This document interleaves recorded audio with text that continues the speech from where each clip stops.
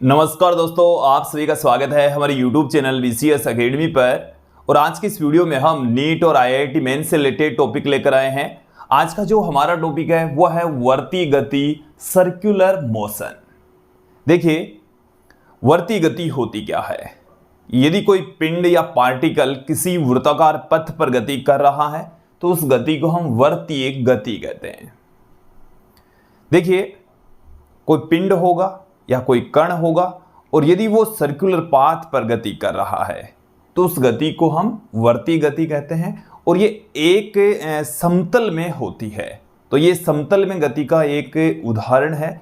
जैसे हमने प्रक्षेप्य गति, क्षैतिज प्रक्षेप्य गति पढ़ी, वो समतल में गति के एग्जाम्पल में से एक थी। और जो सर्कुलर मोशन है वो भी समतल में गति का ही उदाहरण है। ये जो वर्ती गति है इसको हम दो भागों में डिवाइड करेंगे, एक समान वर्ती गति और असमान वर्ती गति। एक समान वर्ती गति में जो कण है वो एक समान चाल से गति करेगा।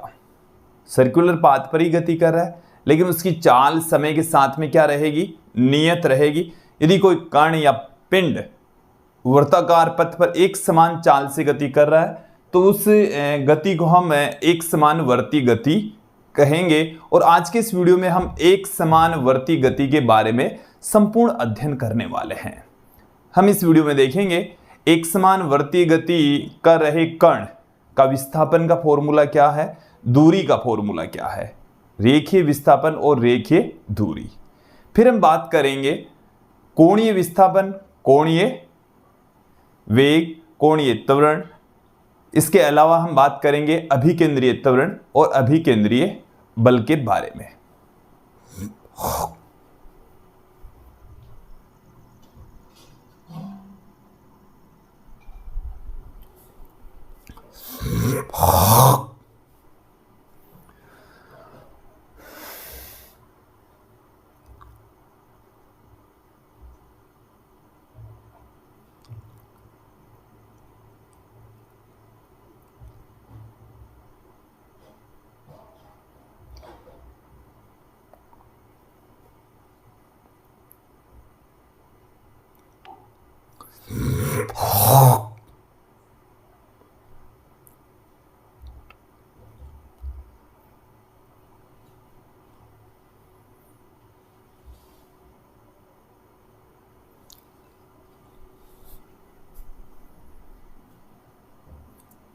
नमस्कार दोस्तों, आप सभी का स्वागत है हमारे YouTube चैनल VCS अकेडमी पर। आज की इस वीडियो में हम नीट और IIT मेंस से रिलेटेड टॉपिक लेकर आए हैं। आज का जो हमारा टॉपिक है वो है वर्ती गति, सर्कुलर मोशन।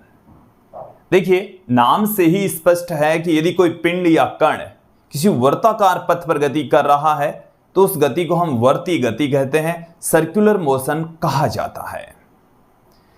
ये जो वर्ती गति है ये दो प्रकार की होती है, एक समान वर्ती गति और असमान वर्ती गति। एक समान वर्ती गति किसे कहेंगे कि यदि कोई कण वृत्ताकार पथ पर एक समान चाल से गति करता है तो उस वर्ती गति को हम एक समान वर्ती गति कहेंगे। और आज की इस वीडियो में हम एक समान वर्ती गति का ही अध्ययन करने वाले हैं। असमान वर्ती गति, नाम से स्पष्ट है कि यदि कोई कण या पिंड वर्तीय पथ पर परिवर्ती चाल से गति करता है तो उस वर्ती गति को हम असमान वर्तीय गति कहेंगे। क्लियर? आज के इस वीडियो में हम एक समान वर्तीय गति का अध्ययन करेंगे और अगला जो हमारा वीडियो होगा उसमें हम असमान वर्तीय गति के बारे में अध्ययन करने वाले हैं। जो सर्कुलर मोशन है उसके हम दो वीडियो लेकर आएंगे। एक समान वर्तीय गति में हम क्या क्या देखने वाले हैं, क्या क्या आज के इस वीडियो में समझने वाले हैं, ये देख लीजिए कि एक समान वर्तीय गति में सबसे पहले हम देखेंगे विस्थापन, फिर हम बात करेंगे एक समान वर्तीय गति में कण द्वारा तय की गई दूरी, साथ में हम देखेंगे कोणीय विस्थापन, कोणीय वेग, कोणीय त्वरण के बारे में। साथ में यहाँ पर हम चर्चा करेंगे अभिकेंद्रीय बल और अभिकेंद्रीय त्वरण के बारे में भी। सर्कुलर मोशन से रिलेटेड कुछ महत्वपूर्ण पद जैसे आवर्ती, कोणीय आवर्ती, आवर्तकाल, ऐसे पदों के बारे में भी आज के इस वीडियो में हम पढ़ने वाले हैं, समझने वाले हैं। तो ये जो वीडियो है वो काफ़ी महत्वपूर्ण वीडियो होगा। सर्कुलर मोशन से रिलेटेड सारे के सारे जो कॉन्सेप्ट हैं आज के इस वीडियो में हम क्लियर करने वाले हैं, और अंत में हम बात करेंगे, कुछ क्वेश्चंस देखेंगे, कुछ एग्जाम्पल्स देखेंगे जो एक समान वर्ती गति से रिलेटेड होंगे। तो इस वीडियो को स्टार्ट करते हैं। विद्यार्थियों, यदि आप हमारे YouTube चैनल पर नए हैं तो चैनल को सब्सक्राइब कर लीजिए, साथ में बेल आइकन भी दबा दीजिए ताकि आपको आगे की वीडियोज की नोटिफिकेशन मिलती रहे। अब हम बात करते हैं यहाँ पर वर्ती गति की। देखिए विद्यार्थियों, मैं थ्योरी यहाँ पर ज़्यादा पुट नहीं करवाने वाला। यदि आपको इसकी सिस्टमेटिक ढंग से थ्योरी प्राप्त करनी है तो आप हमारे ऐप से इस टॉपिक के नोट्स आप परचेज कर सकते हैं। हमारे ऐप की जो लिंक है वो इस वीडियो के डिस्क्रिप्शन में हमने दे रखी है, वहाँ से जाकर आप ऐप पे डाउनलोड कीजिए और नीट और IIT मेंस से रिलेटेड सभी जो नोट्स हैं वो आप आसानी से ईजी वे में परचेज कर सकते हैं, ताकि आपको समझने में थोड़ा सा बेटर हो जाएगा, आसान हो जाएगा। देखिए सबसे पहले हम बात करते हैं वर्ती गति की, सर्कुलर मोशन की। तो देखिए सर्कुलर मोशन नाम से ही स्पष्ट है कि यदि कोई कण या पिंड वृत्ताकार पथ पर गति कर रहा है तो उस गति को हम क्या कहेंगे? सर्कुलर मोशन कहेंगे, वर्तीय गति कहेंगे। ठीक है, ये कितने प्रकार की होती है? 2 प्रकार की होती है। कितने प्रकार की होती है? 2 प्रकार की होती है। पहला जो प्रकार है वो है एक समान वर्तीय गति। एक समान वर्तीय गति, एक समान वर्तीय गति। देखो नाम से स्पष्ट है कि ऐसी वर्तीय गति जिसमें कण की चाल नियत रहे। देखो दिशा तो लगातार बदलेगी, सर्कुलर मोशन में दिशा का बदलना तो तय है, क्योंकि हर क्षण पर दिशा बदलेगी, यह तो 100% होगा ही होगा। बट यहाँ पर चाल नियत रहेगी, इट मीन्स वेग का जो परिमाण है वो नियत रहता है, चाल नियत रहती है। तो उस वर्तीय गति को हम क्या कहेंगे? एक समान वर्तीय गति। तो एक समान वर्तीय गति में चाल क्या रहती है? नियत रहती है। ओके, और आज के इस वीडियो में हम इसी का ही अध्ययन करने वाले हैं। दूसरा जो प्रकार है वो है असमान वर्तीय गति। इसके बारे में हम नेक्स्ट वीडियो में संपूर्ण अध्ययन करने वाले हैं। इसमें चाल परिवर्ती होगी, चाल लगातार बदलेगी, तो उस गति को हम कहेंगे असमान वर्तीय गति। परिवर्ती चाल जब होगी तब उसे हम कहेंगे असमान वर्तीय गति। क्लियर हो जाना चाहिए यहां तक। अब हम थोड़ा सा आगे बढ़ेंगे, एक समान वर्तीय गति से रिलेटेड कुछ महत्वपूर्ण बिंदु एक एक करके देखेंगे। सबसे पहले हम बात करेंगे विस्थापन की। तो देखिए इसके लिए मैं एक डायग्राम आपके सामने रख देता हूं। हम एक सर्कुलर पाथ यहां पर आपको दिखा रहे हैं। ये हमारे पास में एक सर्कुलर पाथ है। ओके, ये इसका केंद्र है O, और जो कण है वो इस सर्कुलर पाथ पर गति कर रहा है। इसकी रेडियस हम R कंसीडर कर लेते हैं। वृत्ताकार पथ की त्रिज्या कितनी ले लेते हैं? स्मॉल r के इक्वल ले लेते हैं। तो ये बिंदु A से थोड़ी देर पश्चात, t समय पश्चात ये कहाँ पहुंच जाता है? बिंदु B पर पहुंच जाता है। ये एंगल बनता है, उसको हम लिख रहे हैं थीटा से। किससे पुट कर दिया हमने? थीटा से पुट कर दिया है। देखिए इनसे रिलेटेड एक एक करके हम सभी बिंदुओं को यहाँ पर हम देखने वाले हैं। तो मैं सबसे पहले लेता हूँ कि एक समान वर्तीय गति में जो कण है उसका विस्थापन कितना होगा। तो विस्थापन का जो व्यंजक है, सूत्र है, वो हम यहां पर अब फाइंड आउट कर लेते हैं। तो जो हमारा टॉपिक है कि वर्तीय गति में पहला ही बिंदु है कण का विस्थापन। कण का विस्थापन। तो देखिए हम ये जानते हैं कि जो कण है उसका विस्थापन प्रारंभिक और अंतिम स्थिति के बीच की सीधी दूरी होती है। तो मैं यहां पर प्रारंभिक बिंदु A, अंतिम बिंदु B लेकर चल रहा हूं, और बिंदु O से इनके जो स्थिति सदिश है ये है R1 वेक्टर और ये है R2 वेक्टर, और इन दोनों के मध्य का जो एंगल है वो है थीटा। क्लियर? अब यहां पर आप देखें कि ये आपके पास में है R1 वेक्टर, ठीक है, और ये है आपके पास में R2 वेक्टर में एक अलग से डायग्राम, इसी से रिलेटेड डायग्राम है, ये बिंदु B है और ये होगा हमारे पास में विस्थापन डेल्टा R वेक्टर। तो डेल्टा R वेक्टर, इसमें आप त्रिभुज सदिश नियम लगा दीजिए तो डेल्टा R बराबर क्या आ जाएगा, R2 माइनस R1 वेक्टर। विस्थापन कितना आ जाएगा, डायग्राम से देखकर बताइए, R2 vector minus R1 vector आ जाएगा। Delta R vector equal to R2 vector minus R1 vector हमें मिल चुका है। देखिए मैं आपको बता दूं कि इसकी जो रेडियस है वो तो R के इक्वल ही है, R1 वेक्टर का परिमाण भी R है और R2 वेक्टर का परिमाण भी इसकी रेडियस R के इक्वल ही है। दोनों का परिमाण सेम है लेकिन बिंदु A और B पर इनकी दिशाएं अलग अलग है। ओके, देन यहां से हम इसका परिमाण ज्ञात करें, विस्थापन का यदि हम परिमाण ज्ञात करें तो देखिए हमें क्या मिल जाएगा, delta R equal to delta R vector का मोड। तो यहां से हमें मिल जाएगा R1 का स्क्वायर प्लस R2 का स्क्वायर प्लस 2R1 R2 कोस।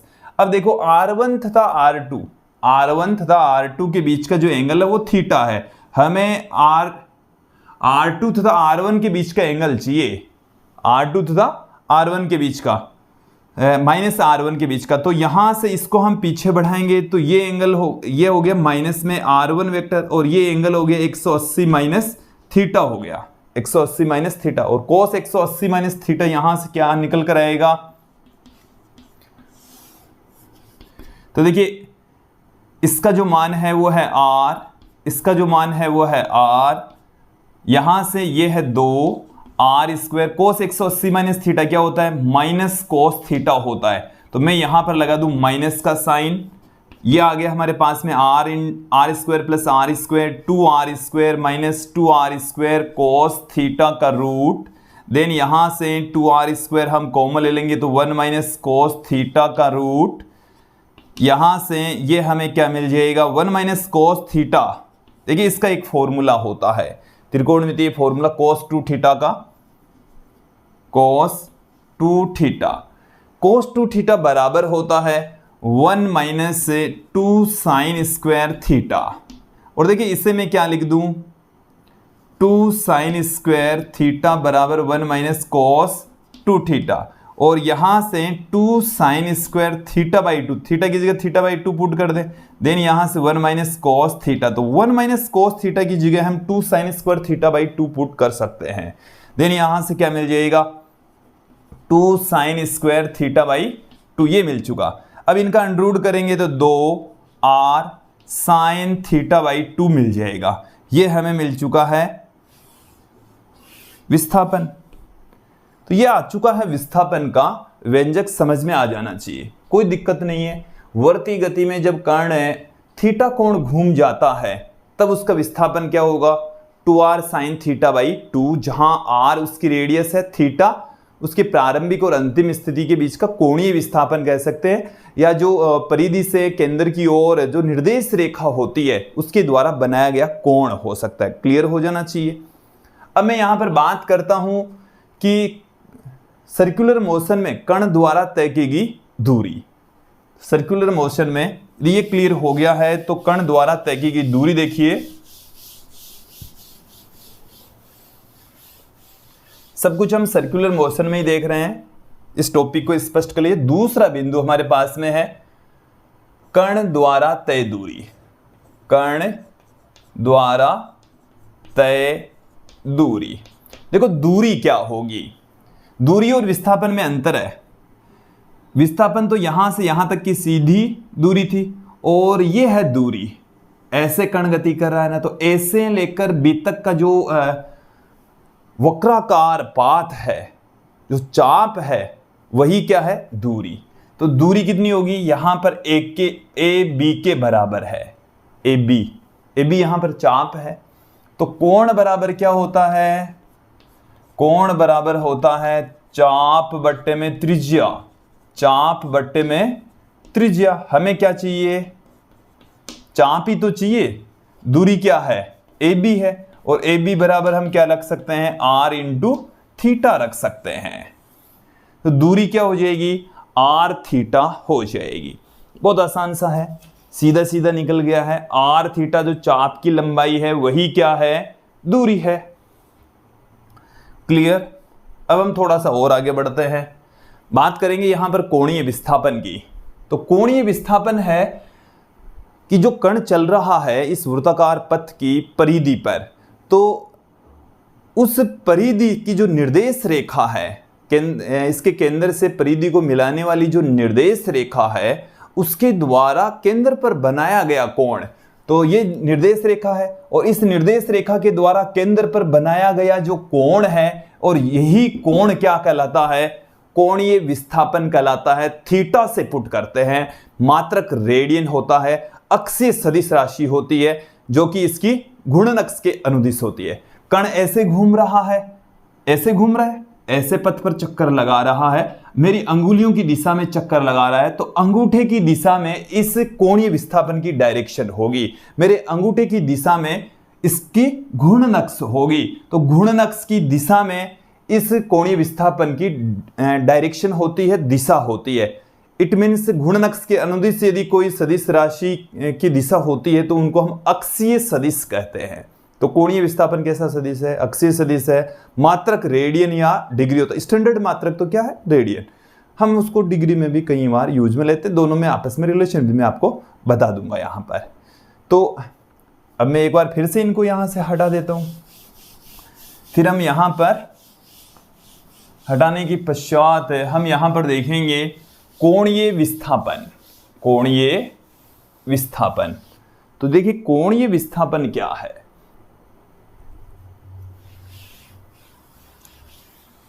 कोणीय विस्थापन को हम थीटा से लिख रहे हैं। चलिए कोणीय विस्थापन देखिए,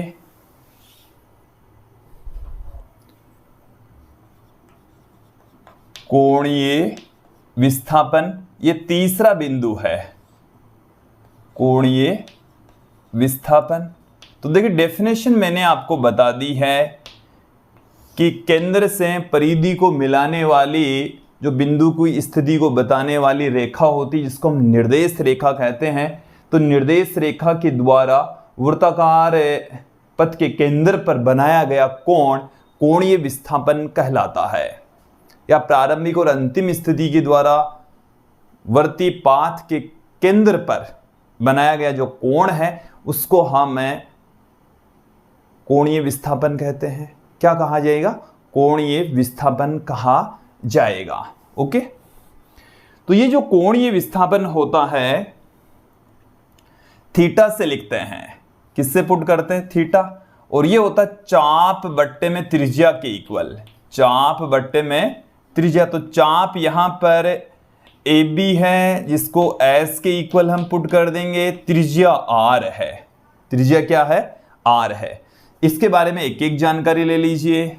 इसका मात्रक क्या होगा, यदि आप ऐसे सूत्र के अकॉर्डिंग इसका मात्रक लिखेंगे तो ये मात्रकहीन राशि होती है, लेकिन वैज्ञानिकों ने क्या किया, इनको बाद में इसका मात्रक निर्धारित किया गया, इसका मात्रक अवश्य ही होना चाहिए, तो इनको पूरक भौतिक राशि कहा और इनका जो मात्रक है वो पूरक मात्रक कहलाता है, और कोण का जो मात्रक होता है वो होता है रेडियन। तो इसका मात्रक क्या होता है, रेडियन होता है, इसका मात्रक रेडियन या होता है डिग्री, रेडियन या डिग्री। मैं आपको यहां पर क्लियर कर देता हूं कि एक जो रेडियन है वो किसके इक्वल होगा, 180 डिग्री बट्टे में पाई के इक्वल होगा, क्योंकि जो पाई होता है, पाई रेडियन, वो होता है 180 डिग्री के इक्वल होता है, ये रिलेशन है। फिर हम बात करते हैं यहां पर विमाहीन राशि होती है। कैसी राशि है ये, विमाहीन राशि है, और ये एक सदिश राशि है। राशि कैसी है, सदिश राशि है, और सदिश राशि है तो इसकी दिशा भी होगी, इसकी अक्ष के अनुदिश इसकी दिशा होती है, तो ये अक्षीय सदिश है, सदिश राशि है और घूर्णन अक्ष के अनुदिश इसकी दिशा होती है, इसलिए इसको हम क्या कहते हैं, अक्षीय सदिश कहते हैं। ओके, तो यहां तक एकदम क्लियर हो जाना चाहिए। अब अक्षीय सदिश है तो उसकी डायरेक्शन कैसे ज्ञात करते हैं, तो आप क्या करेंगे, दाहिने हाथ के अंगूठे के नियम का प्रयोग करेंगे। वृत्ताकार पथ पर चक्कर लगा रहे कर्ण के पथ के अनुदिश अंगुलियों को रखेंगे तो जो अंगूठा है ये दोनों एक दूसरे के परपेंडिकुलर रखना है। तो अंगूठा अक्षीय सदिशों की डायरेक्शन को रिप्रेजेंट करेगी। कर्ण इस अंगुलियों की दिशा में ऐसे घूम रहा है तो बोर्ड के तल के लंबवत अंगूठे की दिशा में कोणीय विस्थापन थीटा की डायरेक्शन होगी।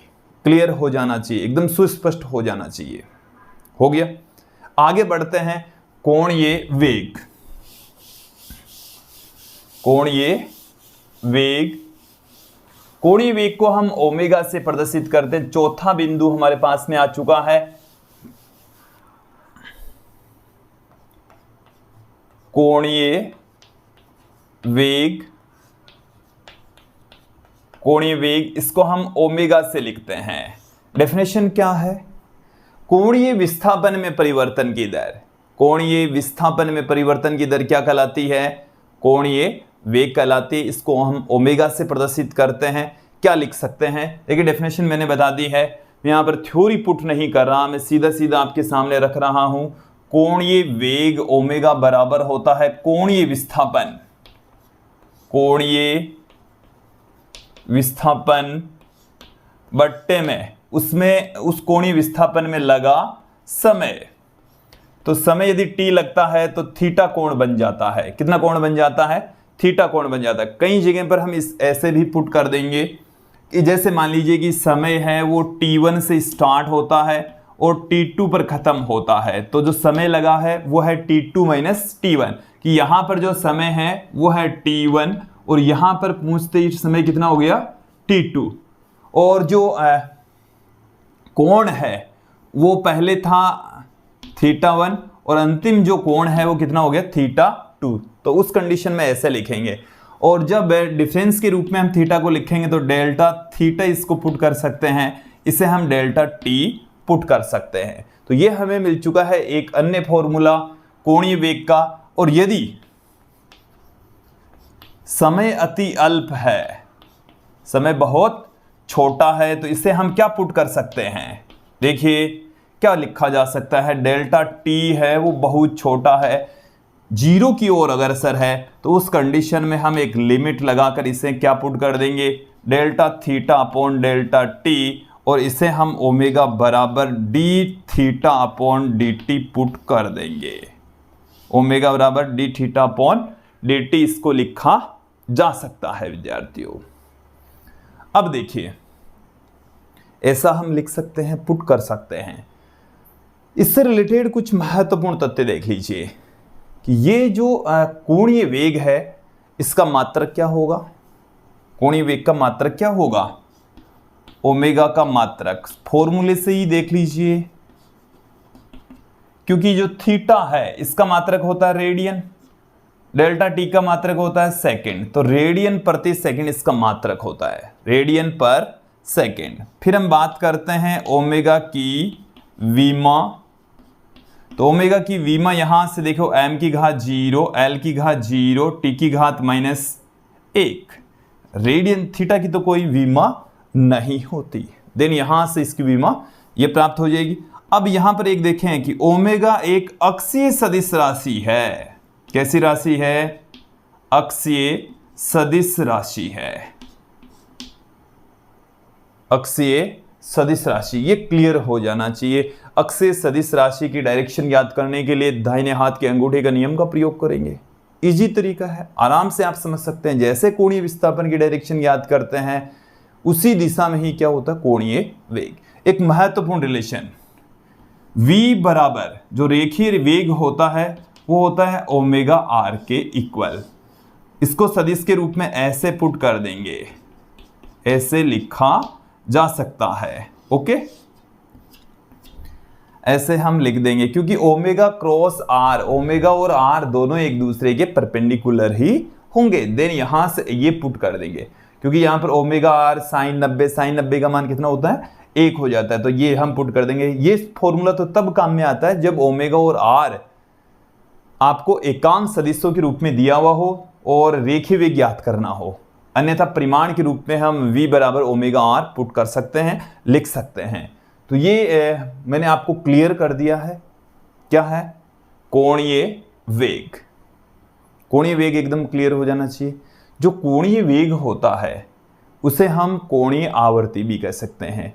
कोणीय आवर्ती क्या होती है? प्रति एकांक समय में वृत्ताकार पथ पर चक्कर लगा रहे कण द्वारा बनाया गया कोण। देखो इसको एकदम क्लियर कर लीजिए, ये दोनों सेम ही है। कोणीय आवर्ती को भी हम ओमेगा से ही पुट करेंगे। कोणीय आवर्ती को किससे लिखेंगे? ओमेगा से। मात्रक सेम है, सब कुछ सेम है। कोणीय वेग तो है कोणीय विस्थापन बटे में समय, और कोणीय आवर्ती ओमेगा से ही लिखी जाएगी। देन वहां पर क्या आ जाएगा? कण द्वारा बनाया गया कोण बट्टे में उसमें लगा समय। इसको हम कैसे परिभाषित करेंगे? कोणीय आवर्ती को प्रति एकांक समय में कण द्वारा बनाया गया कोण कोणीय आवर्ती कहलाती है। ओके, तो ये एकदम क्लियर हो जाना चाहिए। इसके बाद में हम थोड़ा सा आगे बढ़ते हैं। यहां पर हम बात करेंगे अब कोणीय त्वरण की। कोणीय त्वरण जिसे हम अल्फा से पुट करेंगे। कोणीय त्वरण को किससे लिखा जाएगा? अल्फा से लिखा जाएगा।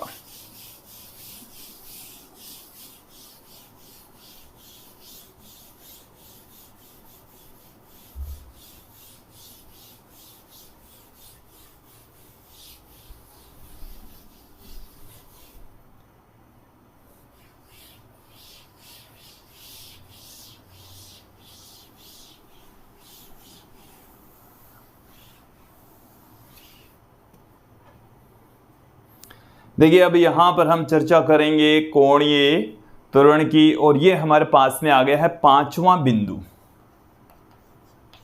अल्फा। कोणीय त्वरण अल्फा। कोणीय त्वरण किसे कहेंगे? यह होता है कोणीय वेग में परिवर्तन बट्टे में समय, या कोणीय वेग में परिवर्तन की दर। कोणीय वेग में परिवर्तन की दर क्या कहलाती है? कोणीय त्वरण कहलाती है। आसान सा सिंपल से सूत्र है, देखिए ध्यान देंगे। कोणीय वेग, कोणीय वेग और समय का जो अनुपात है उसको हम कोणीय त्वरण कहेंगे। इसे ओमेगा से, इसे टी से लिखेंगे। देखिए कोणीय वेग जिसे ओमेगा से हम पुट कर रहे हैं, यदि हम कंसिडर कर लें कि प्रारंभिक कोणीय वेग ओमेगा, अंतिम कोणीय वेग ओमेगा 2, तो omega 2 minus omega 1 upon T2 minus T1 इसे पुट कर सकते हैं। इसको हम delta omega upon delta T भी लिख सकते हैं। ओके, और जब समय बहुत छोटा हो, और समय जब बहुत छोटा होगा तो हम क्या लिख सकते हैं? Alpha equal to limit delta t tends to 0 delta omega upon delta t, और इस कंडीशन में हम इसे क्या लिख सकते हैं? अल्फा बराबर D omega upon D T. इसे हम कहेंगे कोणीय वेग में परिवर्तन की दर क्या कहलाती है? कोणीय त्वरण कहलाती है। कोणीय वेग में परिवर्तन की दर क्या कहलाती है? कोणीय त्वरण कहलाती है। एक बार फिर से सुन लीजिए, कोणीय वेग में परिवर्तन की दर क्या कहलाएगी? कोणीय त्वरण। अब यहां पर देखिए कि जो कोणीय वेग अल्फा, कोणीय त्वरण अल्फा है, इसका मात्रक, अल्फा का मात्रक, तो यहां से ओमेगा का मात्रक होता है रेडियन प्रति सेकंड, और इसका 1 सेकंड और हो गया तो रेडियन पर सेकंड स्क्वायर इसका मात्रक हो जाएगा। यहां तक क्लियर हो गया? अल्फा की विमा क्या हो जाएगी? m0 L0 T-2 इसकी विमा हो जाएगी। जो अल्फा है वो भी एक सदिश राशि है, ये भी क्या है? एक अक्षीय सदिश है, अक्षीय सदिश राशि होती है। ओके, अब देखिए यहां पर हम अल्फा और ए के बीच में आपको रिलेशन बता देते हैं। अल्फा और ए के बीच में रिलेशन देखिए, ए वेक्टर बराबर अल्फा वेक्टर, ए वेक्टर बराबर alpha vector cross r vector, ये हो गया।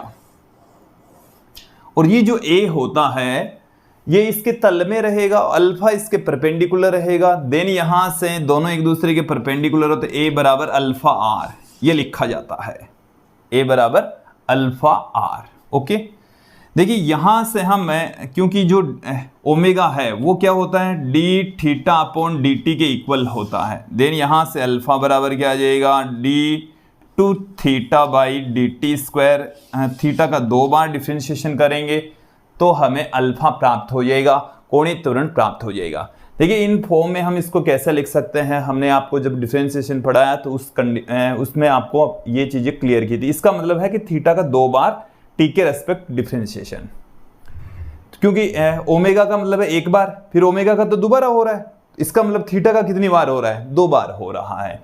तो कोणीय त्वरण आपको अच्छे से समझ में आ जाना चाहिए। यहां तक क्लियर हो गया होगा। अब हम थोड़ा सा और आगे बढ़ते हैं, आवर्तकाल और आवर्ती की बात करते हैं। पहले हम आवर्तकाल देख लेते हैं, तत्पश्चात आवर्ती की बात करेंगे। आवर्तकाल का मतलब है कि पिंड द्वारा या कण द्वारा एक पूरा चक्कर लगाने में लगा समय आवर्तकाल कहलाता है। कैपिटल टी से इसको पुट करते हैं। अगला जो बिंदु है हमारे पास में वो है आवर्तकाल। इसे कैपिटल टी से लिखा जाएगा कि पूरा एक चक्कर लगाने में लगा समय, वर्ती गति में एक पूर्ण चक्कर में लगा समय, एक पूर्ण चक्कर में, एक पूर्ण चक्कर में लगा समय आवर्तकाल कहलाता है। पूरा एक चक्कर में लगा जो समय है इसको हम क्या कहेंगे आवर्तकाल कहेंगे। तो ये एक प्रकार का समय ही है। आवर्तकाल का मतलब क्या है समय। और देखिए समय है तो कैपिटल टी का जो मात्रक है वो सेकंड के इक्वल हो जाएगा, सेकंड। इस की जो वीमा है वो m0 L0 T1 इसकी वीमा हो जाएगी। ओके। और देखिए यदि मैं बात करूं यहां पर घड़ी की सेकंड वाली सुई, उसका आवर्तकाल कितना होता है। सेकंड वाली सुई है वो पूरा एक चक्कर लगाने में 60 सेकंड लेती है, तो सेकंड वाली सुई का आवर्तकाल कितना हुआ 60 सेकंड हुआ। फिर मैं बात करता हूं मिनट वाली सुई की, तो मिनट वाली सुई है वो पूरा एक चक्कर लगाने में 1 घंटे का समय ले लेती है। कितना समय लेती है 1 घंटे का समय। तो 1 घंटे का समय लेने का मतलब हो गया कि 3600 सेकंड, 60 गुणा 60 मतलब 3600 सेकंड। और जो घंटे वाली सुई है वो 12 घंटे में पूरा एक चक्कर लगाती है, तो उसका आवर्तकाल 12 घंटे होता है। क्लियर। पृथ्वी का जो आवर्तकाल है, पृथ्वी क्या है 2 तरीके की गति करती है, घूर्णन गति भी करती है और सूर्य के चारों ओर परिक्रमण गति भी करती है। तो स्वयं के स्थान पर जब घूमती है तो वो है 24 घंटे, और सूर्य के चारों ओर जब चक्कर लगाती है तब उसका आवर्तकाल है 365 दिन, मतलब 1 वर्ष का आवर्तकाल होता है। क्लियर। थोड़ा सा आगे बढ़ते हैं।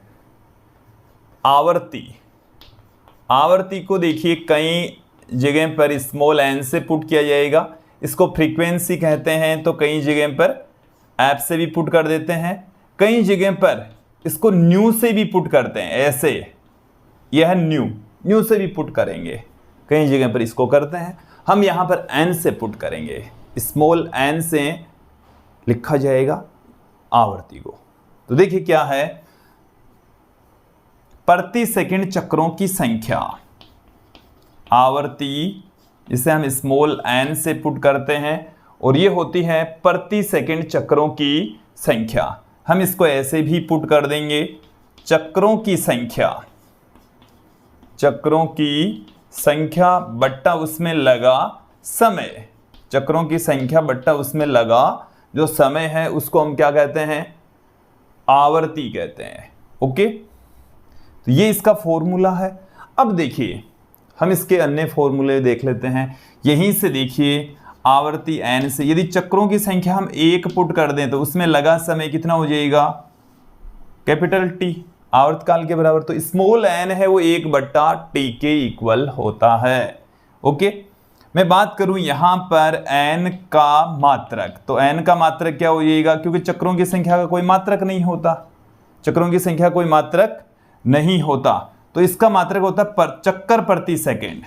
कहने में क्या कहेंगे चक्कर प्रति सेकंड, और इसे हम हर्ट्ज कहते हैं। क्या कहा जाएगा, हर्ट्ज hz से। इसकी वीमा क्या हो जाएगी, m0 L0 t-1 इसकी वीमा हो जाएगी। ओके, क्लियर हो जाना चाहिए। अब देखिए, यदि मैं यहां पर चक्रों की संख्या, देखिए एक और रिलेशन देखिए, कोणीय आवर्ती, इसको हम ओमेगा से पुट करते हैं, ये कोणीय वेग के इक्वल ही है एक्चुअल में, ये होता है थीटा अपॉन टी के इक्वल, थीटा अपॉन टी के इक्वल। और जब यहां पर थीटा का मान पूरा एक चक्कर लगा दें, क्या लगा दिया जाए, पूरा एक चक्कर, तो एक चक्कर में जो एंगल बनता है यहां पर पूरा का पूरा 360 डिग्री, और 360 डिग्री का जो एंगल है उसे हम 2 पाई कह सकते हैं। 360 डिग्री मीन्स क्या है, 2 पाई। तो जब थीटा 2 पाई होता है तो पूरा एक चक्कर में लगा समय कैपिटल टी हो जाता है। तो थीटा की वैल्यू जब आप 2 पाई पुट करोगे तो टी की वैल्यू कैपिटल टी पुट करनी पड़ेगी। तो ये एक रिलेशन आ गया, बार बार यूज में आएगा। ओमेगा टी बराबर क्या है, होता है 2 पाई। तो इस रिलेशन को आप ध्यान रखें, दिमाग में फिट बैठा लें, इसको भी आप दिमाग में फिट बैठा लें। यहां से देखिए एक रिलेशन और निकल रहा है इस जगह से, ओमेगा बराबर 2 पाई एन, ओमेगा बराबर 2 पाई एन, क्योंकि एन किसके इक्वल है, 1/t। तो 1/t के स्थान पर हमने क्या पुट कर दिया, एन पुट कर दिया, तो ओमेगा बराबर आ गया है 2 पाई एन। यहां तक एकदम क्लियर हो जाना चाहिए। अब हम जो वर्तीय गति है उससे रिलेटेड महत्वपूर्ण, जिनके ऊपर न्यूमेरिकल क्वेश्चन पूछे जाने की प्रबल संभावना है, कोणीय त्वरण और कोणीय त्वरण तो हमने देख लिया, अभिकेंद्रीय त्वरण और अभिकेंद्रीय बल की चर्चा करेंगे। अभिकेंद्रीय त्वरण और अभिकेंद्रीय बल।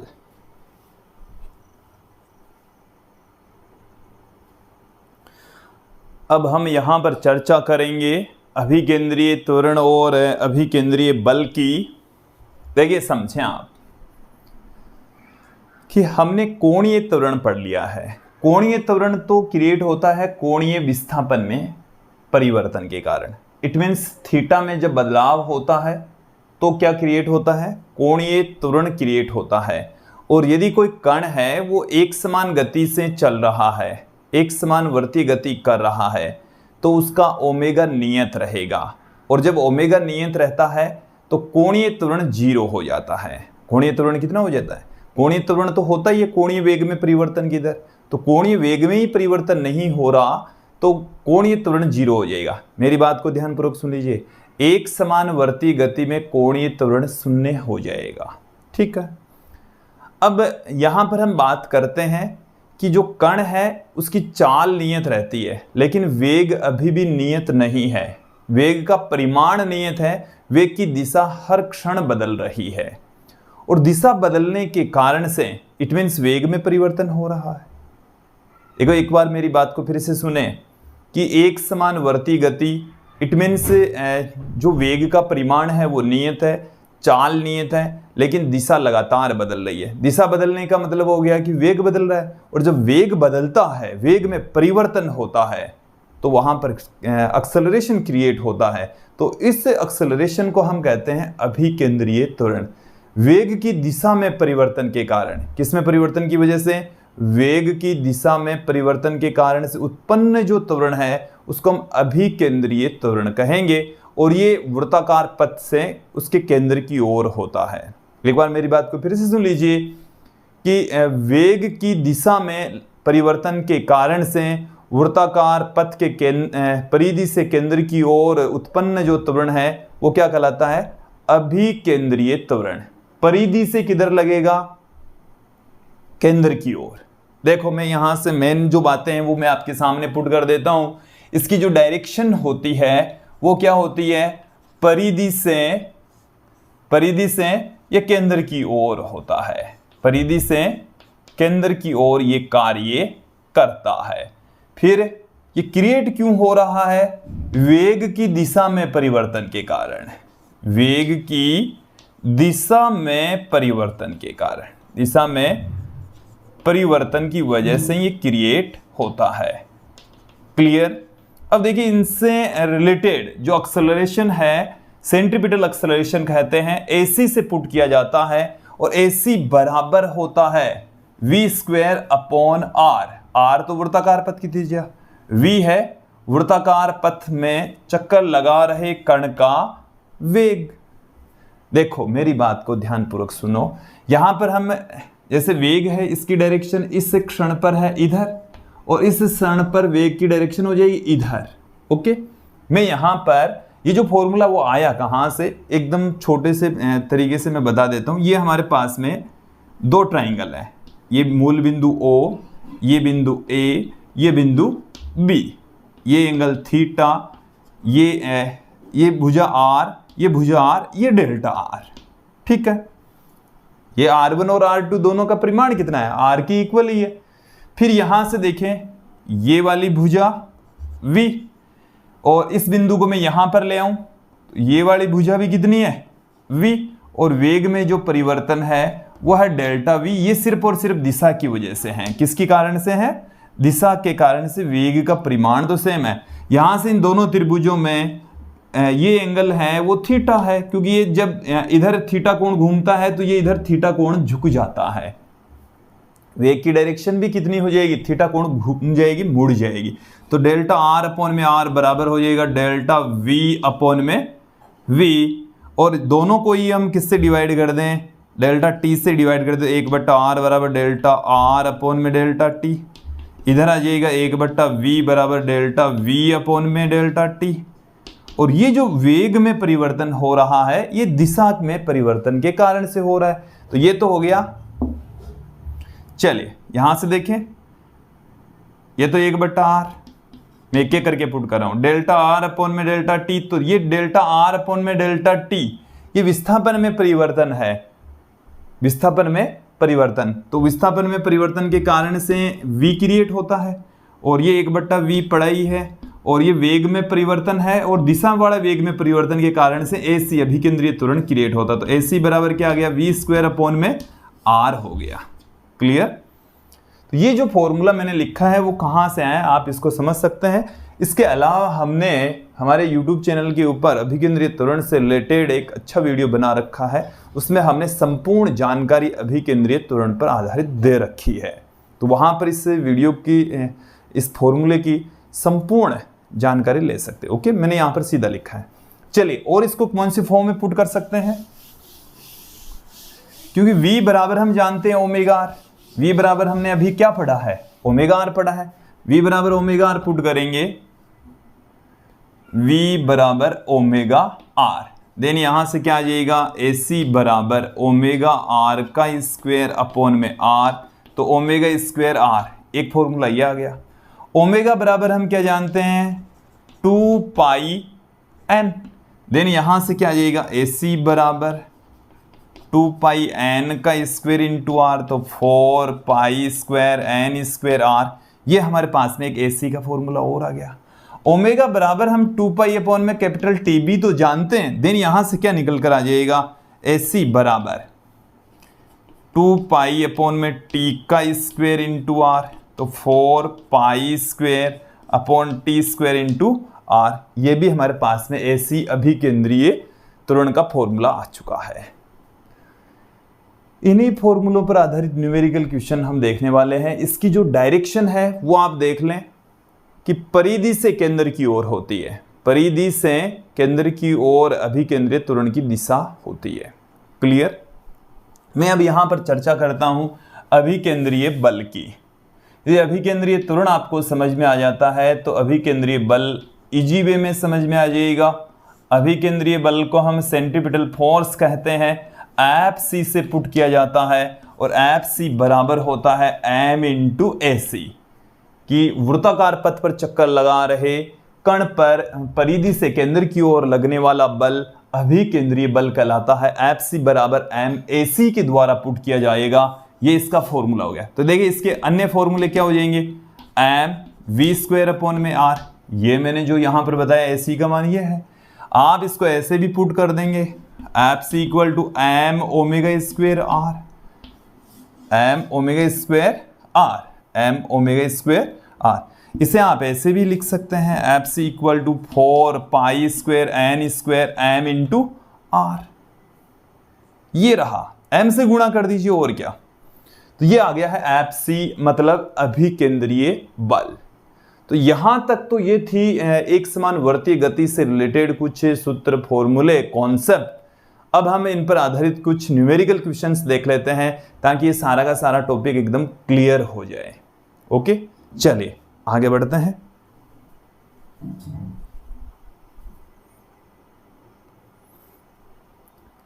पहला क्वेश्चन देखिए कि दो पत्थरों के द्रव्यमान m तथा 2m है।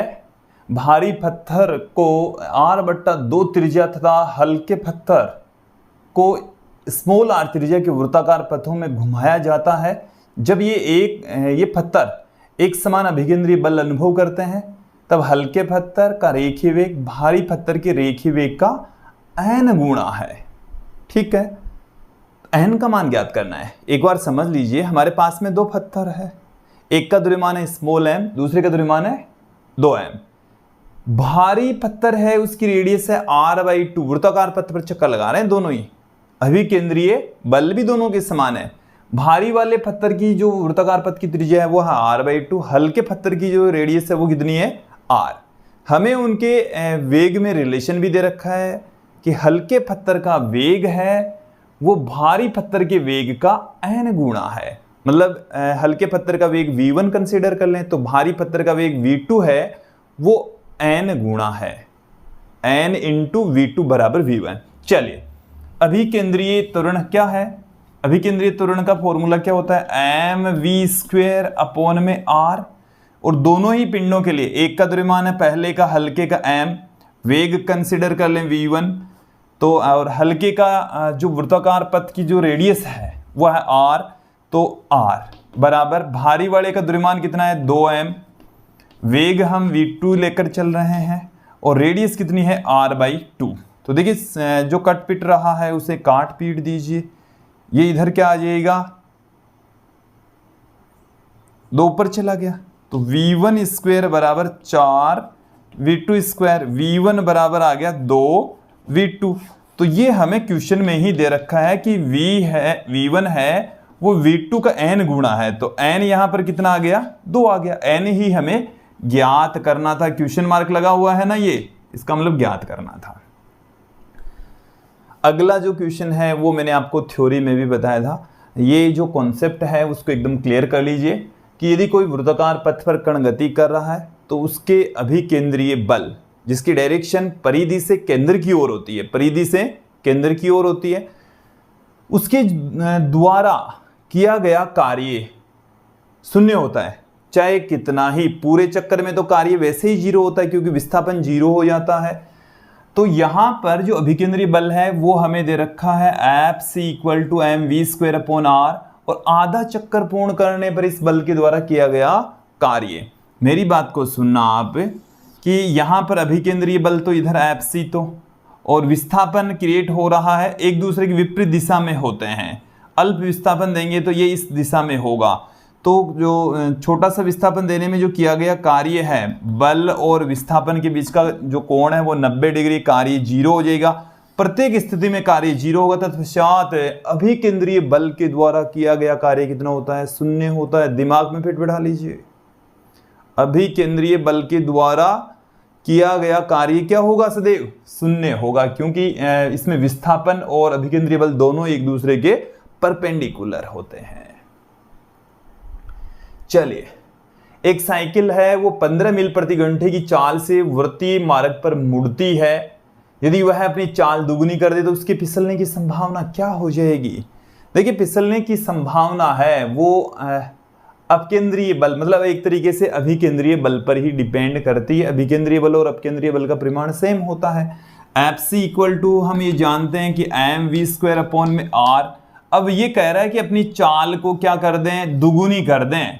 दुगुनी कर दें तो उसके फिसलने की जो संभावना है वो क्या हो जाएगी? पहली जो संभावना थी उसकी कितनी गुना हो जाएगी? 4 गुना हो जाएगी। पहले जो भी संभावना थी ना फिसलने की, उससे 4 गुना संभावना बढ़ जाएगी। उसके फिसलने की संभावना क्या हो जाएगी, पहले की तुलना में 4 गुना बढ़ जाती है। अगला क्वेश्चन देखिए, ये जो क्वेश्चन है वो हमने एनसीईआरटी पाठ्य पुस्तक से लिया है कि घर्षण विहीन टेबल पर लगी एक खूंटी से एल लंबाई की डोरी से एक स्मॉल एम द्रव्यमान का कण बंधा हुआ है और उसको हम वृत्ताकार पथ पर चक्कर लगा रहे हैं, v वेग से वो चक्कर लगा रहा है। तो कण पर केंद्र की ओर लगने वाला बल कितना है, जबकि डोरी में उत्पन्न जो तनाव है वो T है। यदि हम ऊपर से इसको देखें तो ये खूंटी है, ये एल लंबाई की डोरी है और ये जो कण है वो v वेग से चक्कर लगा रहा है। तो इस डोरी में उत्पन्न जो बल है केंद्र से परिधि से केंद्र की ओर, वो हमें ज्ञात करना है। हम आपको बता दें कि डोरी में एक तनाव उत्पन्न होगा जो कि अभिकेंद्रीय बल के इक्वल होगा। किसके इक्वल होगा, अभिकेंद्रीय। तो देखो यहाँ पर 4 ऑप्शन हमें दे रखे हैं, तो टी के इक्वल इसका बल होगा जो कि परिधि से केंद्र की ओर लगता है। हमें यही पूछा है कण पर केंद्र की ओर लगने वाला बल कितना है, तो बल केंद्र की ओर कितना बल लग रहा है, तनाव के इक्वल ही लग रहा है। और ये जो तनाव है वो mv²/r के इक्वल। यदि आपको mv²/r भी ऑप्शन में मिलता तो वो भी सही होता, लेकिन ये ऑप्शन गलत है, ये भी गलत है, ये भी गलत है। फिर हम आगे बढ़ते हैं, पृथ्वी का कोणीय वेग। कोणीय वेग क्या होता है, ओमेगा। देखिए पृथ्वी ओमेगा, तो कितना कोण, पूरा एक चक्कर लगाने में लगा समय, तो ओमेगा बराबर होता है θ/t। पूरा एक चक्कर में एंगल बनेगा 2π और समय लगेगा 1 वर्ष। 1 वर्ष को हम क्या कर दें, 24 × 365 इंटू ये कर दें, देन यहां पर हमारे पास में आ जाएगा 2π बट्टे में 86,400, यह आ जाएगा रेडियन प्रति सेकेंड, क्योंकि इसको जब मल्टीप्लाई करेंगे ना तो यही आएगा। ओके, 86,400 सेकेंड होते हैं 1 वर्ष में। अगला एग्जांपल देखिए, एक कण है वो 5 सेंटीमीटर त्रिज्या के वृत्ताकार पथ में स्थिर चाल से चक्कर लगा रहा है, 0.2π सेकंड के आवर्तकाल से घूर्णन कर रहा है। कण का त्वरण क्या होगा, देखो एक चीज क्लियर कर लीजिए, यहां पर चाल स्थिर है ना, एक समान चाल है, एक समान चाल है तो यहां पर कोणीय त्वरण नहीं है, इसके अलावा स्पर्शरेखीय त्वरण भी नहीं है, केवल और केवल अभिकेंद्रीय त्वरण है। तो अभिकेंद्रीय त्वरण AC बराबर होता है v²/r। यहां पर v हमें नहीं दे रखा, r जरूर दे रखा है, ये r है, जबकि आवर्तकाल दे रखा है, तो इसको हम क्या लिख सकते हैं, ओमेगा r लिख सकते हैं। तो ये तो आ जाएगा ओमेगा²r। ओमेगा की जगह क्या लिख सकते हैं, 2π/t लिख सकते हैं। देन यहां से क्या आ जाएगा हमारे पास में, AC बराबर 4π² बटे में t² इंटू में r, सबकी वैल्यू पुट कर दीजिए 3.14, या पाई रहने दीजिए, कटने की संभावना है। π² इंटू r का मान कितना है, 5 सेंटीमीटर, ये लीजिए 5 सेंटीमीटर। t का मान कितना है, 0.2π, स्क्वायर करेंगे तो 0.2π, पाई से पाई कैंसिल हो गया, पॉइंट से हटाया तो 2 जीरो और ऊपर लग गए, तो यहां से ये कट गया, 2 जीरो भी यहां से कट गए, 5 आंसर आ गया। कितना आंसर आ गया, 5 बच गया मेरे हिसाब से, तो आप और देख लेना, 5 बचा है मेरे हिसाब से, ठीक है। तो ये आ जाएगा मीटर/सेकंड²। ओके, एक और क्वेश्चन देखें कि एक बेलनाकार पात्र आंशिक रूप से जल से भरा है, इसे इसकी ऊर्ध्वाधर केंद्रीय अक्ष के परितः घुमाया जाता है, तो जल की सतह पर क्या असर पड़ेगा। बेलनाकार पात्र है ऐसे ऐसे, और इसमें यहां तक हमने क्या भर दिया, जल भर दिया। ओके, अब हम क्या कर रहे हैं, इसकी इस अक्ष के परितः इसको घुमा रहे हैं। इस अक्ष के परितः जब इसको घुमाएंगे तो ये ऐसे, इसका जो पथ है वह ऐसे हो जाएगा, बीच में से तो गड्ढा बन जाएगा इसमें, और किनारों से ये ऊपर चढ़ जाएगा, जल ऐसे ऊपर चढ़ जाएगा। तो ये किस वजह से हो रहा है ऐसा, अपकेंद्रीय बल के कारण। तो यहां पर हमें ऑप्शन दे रखा है कि जल की जो सतह है वो जल की सतह है वो बीच में से ऊपर उठ जाती है, स्थिर बनी रहती है, किनारों से ऊपर उड़ जाती है या उनमें कोई परिवर्तन नहीं होता, कुछ इस तरीके से ऑप्शन दे रखे हैं। तो ऊपर उड़ जाती है, किनारों से ऊपर उड़ जाती है, किनारों से ऊपर उड़ जाती है अपकेंद्रीय बल के कारण से। और देखिए जब हम दही से घी प्राप्त करते हैं बिनोले से जब, तो वो जो काम करने का तरीका है वो अपकेंद्रीय बल पर ही आधारित होता है। बार बार उस दही को घुमाया जाता है तो जो घी है वो दूर की ओर किनारों पर जाकर इकट्ठा हो जाता है, घी को हम बाहर निकाल लेते हैं, मक्खन को हम बाहर निकाल लेते हैं। तो वो अपकेंद्रीय बल पर काम करता है। कुछ क्वेश्चंस और ले लेते हैं। देखिए कुछ क्वेश्चंस और देख लेते हैं। हमें इस क्वेश्चन में दे रखा है ओमेगा बराबर 3i cap minus 4j cap plus k cap और आर वेक्टर इक्वल टू दे रखा है 5i cap minus 6j cap plus 6k cap. Then v vector find out कीजिए। तो देखिए जो v वेक्टर होता है वो omega vector cross r vector के इक्वल होता है। देन यहाँ से इसको हम क्या पुट कर देंगे, i केप j केप और k केप। i केप का गुणांक देखिए 3 माइनस 4 1 5 माइनस 6 और 6।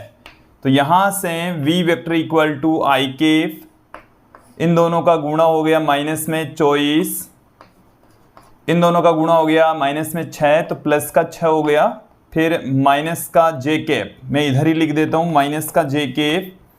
देन यहाँ से क्या आ जाएगा, इन दोनों का गुणा हो गया 18, इन दोनों का गुणा हो गया 5, फिर प्लस में k केफ, इन दोनों का गुणा हो गया माइनस में 18, इन दोनों का गुणा हो गया माइनस में तो प्लस में हो जाएगा। तो फाइनली जो v वेक्टर है वो हमें मिल जाएगा माइनस में 18 i केप, माइनस में 13 j केप और प्लस में 2 k केप। क्लियर हो जाना चाहिए। क्रॉस मल्टीप्लाई हमने यहाँ पर किया है। तो जब क्रॉस मल्टीप्लाई करते हैं तो i केप को स्थिर रखकर पहले इन दोनों का गुणा करेंगे तो ये 24 हो गया, फिर इन दोनों का गुणा करके घटा देंगे तो इन दोनों का गुणा माइनस में कितना है 6, घटाएंगे तो प्लस में 6 हो जाएगा। फिर माइनस में j केप, इन दोनों का गुणा करेंगे 18, इन दोनों का गुणा करेंगे 5, घटा देंगे तो माइनस का 5 हो गया। देन यहाँ से फिर k केप को स्थिर रखकर इन दोनों का गुणा करेंगे तो माइनस में 18, इन दोनों का गुणा करेंगे तो माइनस में 20, माइनस करेंगे तो प्लस में हो जाएंगे। देन यहाँ से फाइनल आंसर ये आ जाएगा। नेक्स्ट एग्जांपल देखिए, हम इस वीडियो के अंतिम दौर में है। ये हमें r दे रखा है इसमें, यदि 0.4 मीटर त्रिज्या का एक साइकिल का पहिया एक चक्कर 2 सेकंड में पूरा करता है तो पहिए पर स्थित किसी बिंदु का त्वरण क्या होगा। क्वेश्चन समझ लीजिए कि पहिया चक्कर लगा रहा है, इसकी रेडियस r है, इसके ऊपर कोई बिंदु है, तो जो बिंदु चक्कर लगाएगा इस तरीके से तो उसका एक्सेलरेशन क्या है, जबकि पूरा चक्कर लगने में जो समय लगता है वो 2 सेकंड का समय लग रहा है। तो ए सी यहाँ पर वी स्क्वेयर अपॉन में आर, या हम कह सकते हैं ओमेगा स्क्वेयर आर, या ए सी बराबर हम कर सकते हैं 2 पाई अपॉन में कैपिटल टी का स्क्वेयर इंटू आर, यहाँ से 4 पाई स्क्वेयर आर बट्टे में टी स्क्वेयर हम पुट कर देंगे। तो ए सी बराबर कितना आ जाएगा 4, पाई का मान कितना है 3.14 इंटू 3.14, या पाई की फॉर्म में ही रहने देते हैं हम। तो आर की वैल्यू कितनी है 0.4, टी का मान कितना है 2, तो 2 गुणा 2, तो यहाँ से ये कट गए तो 0.4 पाई स्क्वेयर इसका आंसर आ गया है।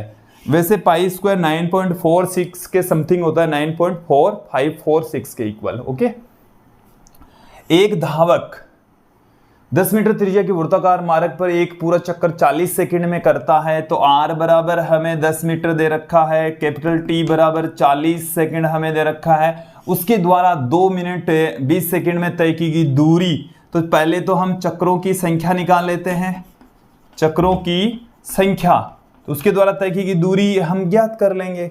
तो चक्रों की संख्या क्या आ जाएगी, कुल समय, तो कुल समय तो कितना है, और आवर्तकाल, कुल समय हमें 2 मिनट और 20 सेकंड का दे रखा है। 2 मिनट में 120 सेकंड, 120 प्लस 20 कितना हो गया 140 सेकंड हो गए। 140 बट्टे में 40 कितना आ गया, 14 के अंदर भाग लगाएंगे तो 3.5 आ गए, तो 3.5 चक्कर हो जाते हैं।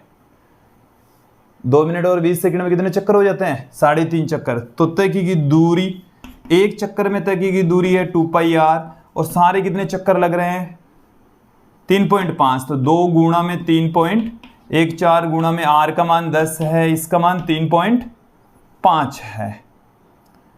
ओके, चाहे तो इसको 22/7 कर दो, इसकी सीधी कैलकुलेशन करके यहां से पुट कर दीजिए। ओके, तो आंसर आ जाएगा। तो विद्यार्थी, ये था आज का हमारा वीडियो, जिसमें आपने एक समान वर्ती गति के बारे में संपूर्ण जानकारी ली। जल्दी ही अगले वीडियो में मिलेंगे, इसमें हम असमान वर्ती गति के बारे में अध्ययन करेंगे। आज की इस वीडियो में इतना ही। धन्यवाद दोस्तों।